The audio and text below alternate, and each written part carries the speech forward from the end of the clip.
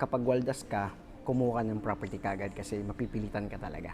Real estate is alternative for college educational plan. Why and how? Ako nga pala si Maynard Borbe, isang ahente dito sa Pilipinas at gumagawa ako ng mga videos tungkol sa Philippine real estate. 13 reasons why invest in real estate.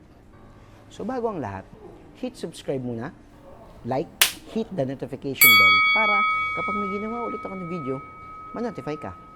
Dahil kung hindi, papatayin ko yung bubong nyo. Number 1, real estate is forced savings program. Ano yung forced savings program? Ito yung pupwersahin kang mag-savings. Bakit? Kapag kumuha ka ng property, mapipilitan kang hulugan to monthly. Kapag hindi ka naghulog, mape-penalty ka. So, mas mapipilitan kang maghulog. Hindi ito katulad ng kapag may savings ka sa bangko. Kapag may savings ka sa bangko at may emergency na nangyari, kukunin mo ngayon yon. Kayang-kaya mo siyang kunin kasi madali lang mo i-withdraw. Pero with property, hindi mo siya basta-basta mawi-withdraw. So, mapipwersa kang mag-save at gamitin kung ano yung meron ka na natitira. With the property, the equity will be your savings. Ano yung equity? Yung equity simple lang yan, para kang merong alkansya. Ang equity ay yung barya na hinuhulog mo sa alkansya. At yung buong alkansya, yun yung value or buong value ng iyong property. Kapag nahulog mo na o napuno mo na yung alkansya, yun na yung savings mo. So, kung magkano man yung value na yun, kung 1 million, 2 million, 3 million now, and in the future, for example, 3 million, naging 6 million na siya in the future, yun yung savings mo. At hindi mo siya basta-basta mawi-withdraw. Pwera na lang kung ibebenta mo, pero hindi rin siya ganun kadali. Number 2, real estate is passive income. Passive income, ano ba yung passive income? Passive income is earning without almost working. So, kumikita ka nang hindi ka masyadong gumagalaw o hindi ka totally gumagalaw. For example, meron kang property and you can manage it for 2 to 3 hours per week or per month o depende kung paano mo i-manage or gaano rin kaganda yung skills mo sa pag-manage ng isang property. Ang maganda nun, kahit 2 to 3 hours siya, sabi natin everyday, kumikita ka buwan-buwan. Meron kang renta. Pwedeng renta mo is per day, pwedeng per week or per month. Basta kumikita ka. Although, hindi lahat ng property ganun. Kasi, depende rin yan sa kakilala mo or sa kung may kakilala kang, for example, ahente na makakapaghanap sa'yo ng magrenta, magmamanage ng property mo, kung may nasira, or meron kang kakilalang karpintero, or may kilala kang mason. Depende yan sa kakilala mo. Kaya maganda na ito, you have to make your dream team with the end in mind na ginagawa mo yan for the passive income mo. Kaya, ngayon pa lang, maghanap ka na ng mga kakilala mong ahente, karpintero, tobero, siguro lahat ng raw na pwede mo makita. Number 3, real estate is cash flow for retirement. Kung early retirement man yan or kung anumang retirement meron ka, we all know that eventually we will stop working. We will stop earning kasi hindi na tayo nagtatrabaho. Either age or capacity, depende kung ano yung magiging sitwasyon mo. Pero, ang maganda nito, you can plan ahead. Kaya mas maganda kung magplano ka na. Yung cash flow na makukuha mo will be bigger kaysa sa expenses na binabayaran mo. And it will be your cash flow every month kung monthly ang iyong property binabayaran. At syempre, kung nabayaran mo na, syempre mapipaid mo yung loan mo. Meron ka ng property, the whole amount or the value will be your savings at meron ka pang monthly rentals. Napaka-powerful na to, especially sa yung mga waldas. Kapag waldas ka, kumuha ka ng property kagad kasi mapipilitan ka talaga. And you will get wiser since it's passive income, kahit retiree ka na, manageable to para sa'yo. Number 4, real estate is tangible. Tangible means nahawakan, nakikita, naaamoy, nalalasahan. Kung gusto mo, dilaan mo yung pader. Unlike sa stocks, paper assets, or bonds, wala kang makikita. Kumbaga, kaya nga siya tinawag siguro na real estate or real property kasi meron kang makikitang reality.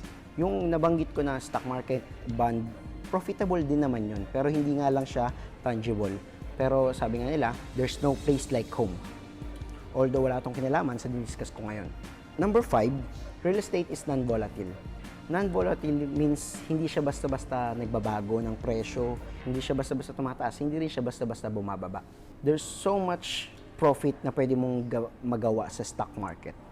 Pero ang problema doon, it's so volatile. It's very volatile na in a snap of a finger, merong nagbago ng president, nagbago ng vice president, nagbago ng managerial department. Pwedeng maka-effect yun sa company shares. For example, with this pandemic, Jollibee is one of the talagang malalaking company, blue chips, kumbaga. Siguro blue chips, di ko sure. Pero in year 2020, before tumama yung pandemic, ang shares ng isang Jollibee shares is mga 200 plus, 256 or umaabot pa sila ng 300. When March came and the pandemic happened, umabot sila ng lowest price ata nila is 95 pesos. That is more than 100 pesos pagbaba kung ano yung value nila. Ganun ka-volatile ang stock market. Unlike property, unlike real estate, halos hindi siya nagalaw. Siguro pwedeng magalaw ang presyo ng property ngayon, pero naapektuhan siya kasi ang daming gustong magbenta ngayon. Kumbaga ang tawag nga namin doon, buyer's market ngayon, dahil ang sellers napakarami.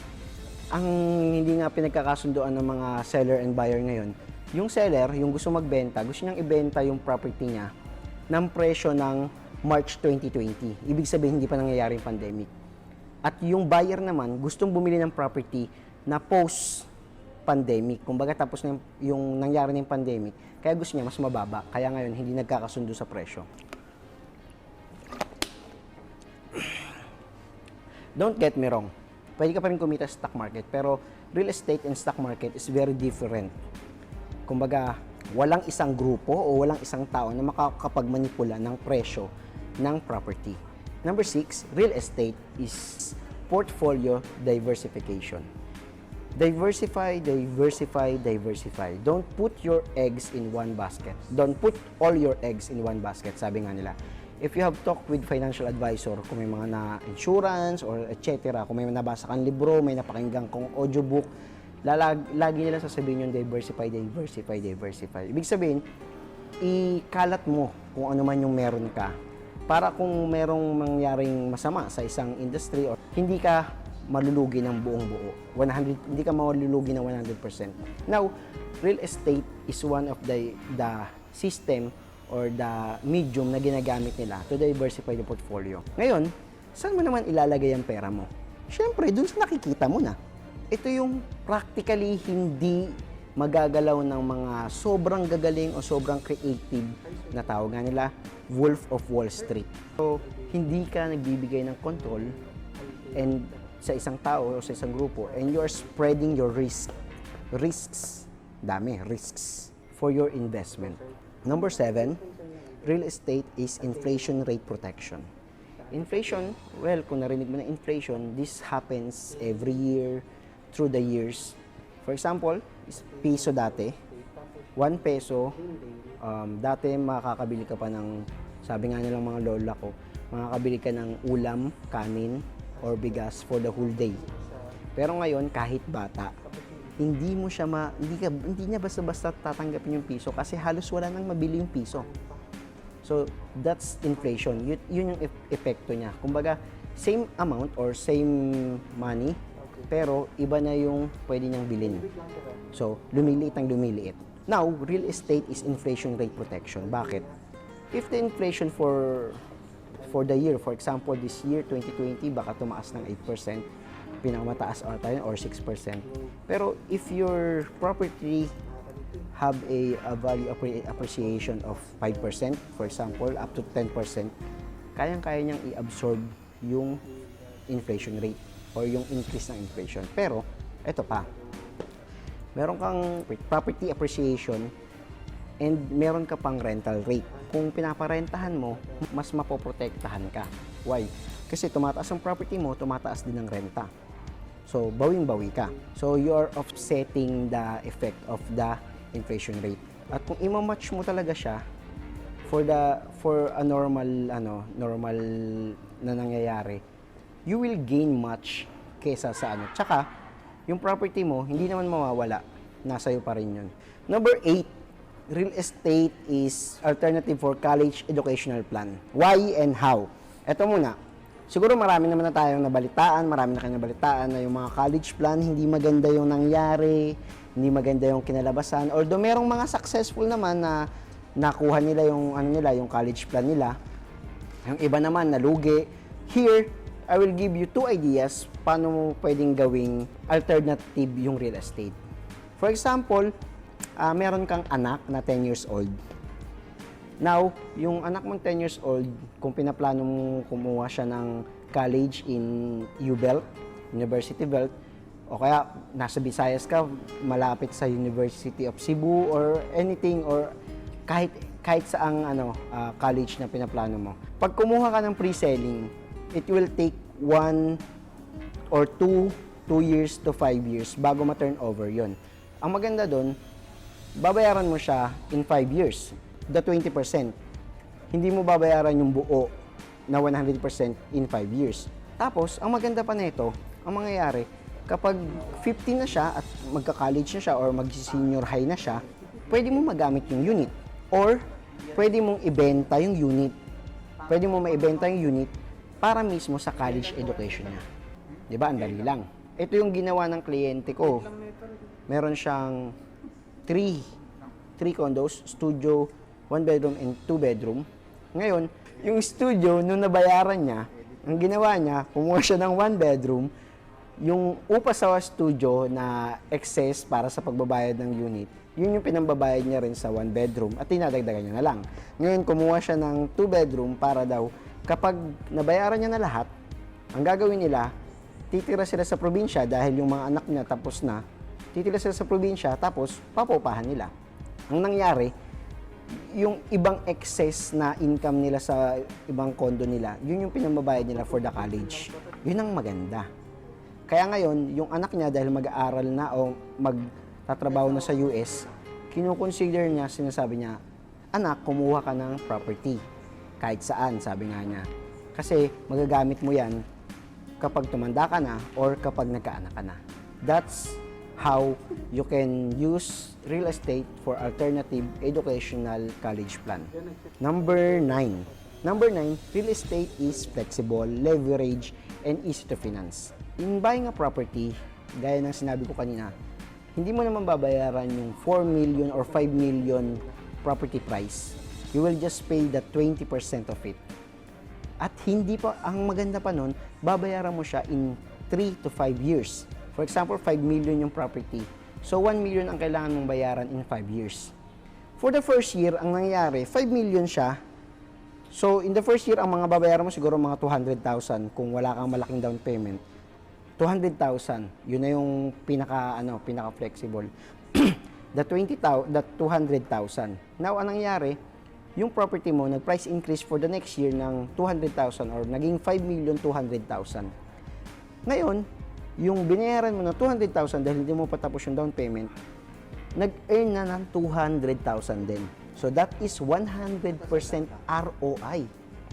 Return of investment mo is 100% in 1 year. That's not often na nakukuha. Leverage pa siya. Bakit? Kasi pag binayaran mo na, pag natapos mo na yung 1 million or the 20% ng 5 million, yung 4 million, ang maglalabas nun, bangko. So, pera yun ng ibang tao na mag-finance dun sa investment mo. So, that is leverage. Kumbaga, hindi mo ginagamit yung sarili mong pera. Ibang pera yung ginagamit mo. The third is easy to finance. Easy to finance, bakit? Kapag nag-loan ka sa bank, lalo na kung okay naman yung standing mo, it will not take a month para sabihin nila na approve ka. Sometimes 1 week or 2 weeks lang kung lahat ng requirements na ibigay mo na. Kung makakapag-loan ka, tao or sa any financial institution para sa investment mo, go for it, di ba? Because that is others people money, hindi mo yung pera at magagamit mo. Number 10, real estate has a never-ending demand. Siyempre, ang populasyon natin pataas ng pataas. And it will not stop. Demands will not stop either. Pwera na lang kung nanood ka ng Avengers tapos si Thanos nag-snap half of the population gone. Pero, meron ka pa ring market. Half of the population of the world, sabi natin ngayon 7 billion, naging 3.5 billion. So, meron pa rin at meron pa rin kailangan ng real estate doon. But kidding aside, hindi ka mawawalan ng customers at hindi ka mawawalan ng clients para sa yung real estate property. Just choose your market vigilantly, pag-aralan mo, educate yourself. Now, kung gusto mo ng expat, syempre ang invest mo Makati, BGC, Ortigas kasi ang mga expat gusto nila yung bahay nila walking distance lang mula sa trabaho nila. O kaya minsan gusto nila same building lang. Number 11, alluring commercial space. In real estate, it's not always residential. Meron talagang mga commercial space. Commercial space have a longer lease and a bigger space, so mas malaki ang pera. Kaya very attractive to sa mga real estate investor talaga. Now, with the BPO happening here in the Philippines and meron ding mga KBO or knowledge processing outsourcing. So, kahit na may mga work from home na nangyayari, yung mga BPO ngayon na dati isang commercial space lang kailangan nila, ngayon kailangan nila ng dalawa kasi nga merong social distancing. So, hindi pa rin nawawala yung demand. At ngayon, yung mga companies abroad din, tinitingnan nila rin nila yung Philippines kasi napakababa ng ating manpower cost. And sabi nga, nagkaroon tayo ng mga infrastructure, development. Number 12, real estate is adjustable. Yung price kasi ng real estate is adjustable. May mga nangyayaring adjustment. Halimbawa, yung mga foreclosure, sobrang pangit ng mga bahay, sira-sira na, or maraming dapat ayusin. Pero pag inayos mo yun, for example, binili mo siya ng 500,000, pwede mo siya mapahalaga ng 1.5 million. Ganun mo pwede i-adjust yung presyo ng real estate. Ito yung tinatawag nating forced appreciation by improving the property. Now, meron ding nangyayari sa surrounding or the community. For example, with BGC. Dati naman, it's just a camp. It's an army camp. Pero ngayon, mga 200 up to 300 per square meter na sila. At naapektuhan din na sa paligid nila. Meron din, simple lang, kahit simpleng pinagawa ng magandang o malawak na road dun sa malapit sa property mo, pwede ring maapektuhan yung property mo. Pwede kasi siya maging commercial. Number 13, real estate. With real estate, lalo na kapag hindi lang isa ang property mo, you can change address anytime. Ngayon, meron kang pamilya, sinimula mo yung pamilya mo sa probinsya, meron kang anak, may 3 kang anak, nandiyan yung asawa mo. So, nandun kayo, masaya kayo with the memories nangyayari dun sa bahay nyo. Pero, kapag lumaki na yan, pwedeng mag-abroad, pwedeng pumunta sa Maynila, pwedeng pumunta sa ibang lugar. Pero halimbawa, meron kang property here in Manila, meron ka rin property here in Manila, tapos nandun yung anak mo, nandun yung mga apo mo, kahit matanda ka na, kahit lolo ka na, pwede kang pumunta doon. O kung gusto mo, pwede ka rin tumira doon. Hindi mo kailangan magtiis ng lungkot na nag-iisa ka doon sa bahay nyo. Although nandun yung memories, pwede yung maging ancestral house. Pero hindi mo kailangan tiisin yung lungkot, lalo na hindi mo nakasama yung asawa mo.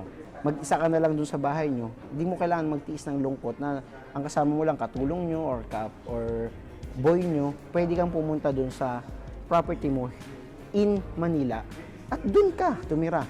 Lalo na kapag medyo matanda na, eto, pwede rin to sa edad ko or tinitingnan yung future nila. If you think your parents hindi kayang bumili ng property in Manila at ikaw kaya mo naman, why not bumili ka? 'Di ba? Para sa kanila or para sa iyo din or para sa anak mo. Maraming pwedeng paggamitan ng real estate, lalo na kung nasa magandang location. Hindi mo kailangan magtiis na hindi nakikita yung parents mo or hindi mo kailangan magtiis as a parent na hindi makita yung mga anak mo. And yung mga apo mo syempre. Lalo na kapag matanda na, syempre kailangan ng medical attention, kailangan malalapit lang ng mga convenient, kailangan convenient na siya. And condos or condominiums and house and lot na malapit sa Metro Manila can give. So kahit kailan, pwede ka makapagpalit ng address kung kailangan. With these 13 reasons why invest in real estate. Baka natatanong mo sa sarili mo, why? Bakit ka bibili? Okay, and second is, why me? O why you? Bakit ikaw? And the third is, why now? Bakit kailangan ngayon ko bumili? These 3 questions, I can answer you with 3 questions then. Why? Why not? If you have the capacity, if you have the financial status, if you have the time, why not invest in real estate? Why not? Why me? Why not you? Bakit hindi ikaw? Kung tingin mo, meron ka ng sapat na kakayahan, meron ka ng financial, meron ka ng education, why not you? And the third question is, why now? Bakit ngayon ka mag-i-invest in real estate? And I can answer you that with why not now? Bakit hindi ngayon? Kung alam mo meron ka namang financial, meron kang ability, meron kang education, bakit hindi ka ngayon mag-invest? Bakit iaasa mo sa iba? There's a big reality sa sinasabi ko lagi na invest in your dreams because if you don't, no one will.